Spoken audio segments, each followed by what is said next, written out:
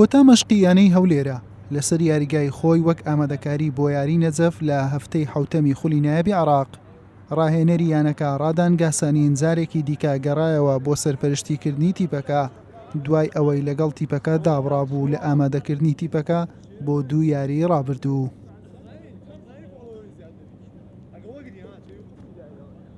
Of course, we don't have too much time, because short period between two matches. زۆربەی یاریزانەکان بەڕاستی ماندوون. وابزانم تا ئێستا بەباشی هێناومانە. لە دەستپێکی خولەکە تاوەکو ئێستا. 6 یاری ڕابردوو هەندێک بەرزی و نزمیمان نیشان دەدات. پێمان وایە بەرگریکردن لەو ئەنجامانە کارێکی باش دەبێت. هەندێک شت بۆ کۆتایی خەیاڵ بکەین. بۆ هیوایە کە لەم جۆرە ئاستا باشتر بن و دواتر چەند خاڵێکی نوێ بەدەست بهێنین.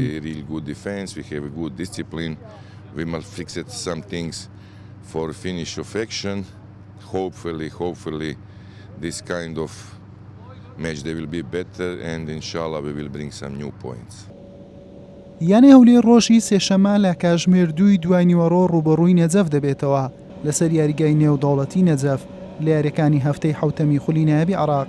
هەولێر وەک ئامادەکاری بۆ یاریەکە بە تەواوی یاریزانەکانی گەشتی شاری نەجەفی کرد و 2 یەکەی مەشقی لەو شارە ئەنجام دەدات. سوپاس بخوا لە یاری پێشوماندا لەگەڵیانەی سەماوە لە نێو یاریگای خۆمان توانیمان 3 خاڵی گرنگ بەدەست بێنین و بچینە پلەی دووەمی ڕیزبەندیەکە لە یاری داهاتوومانە کە ڕۆژی سێشەمەیە لەگەڵ نەجەف لە یاریگای نەجەف یاریەکەین. ئینشاڵڵا بۆ 3 خاڵی یاریەکەین و ئامادەکاریی باشیشمان کردووە بۆ پلەی یەکەمی ڕیزبەندی وڵات ئینشاڵڵا. یانی هەولێر خاوەنی 11 خاڵە و لە خانەی دووەمی ڕیزبەندییانەکانی عێراقا. نەجەفیش لە خانەی 15مە بە 7 خاڵ. بەڵام یاریەکی کەمتر کردووە بەهۆی ئەوەی یاریەکەی بەرامبەر کەرخ دواخرا.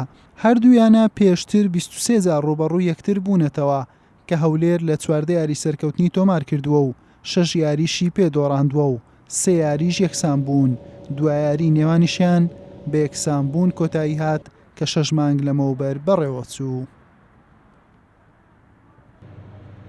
حوسێن محەممەد کەناڵی ئاسمانی پێیام هەولێر.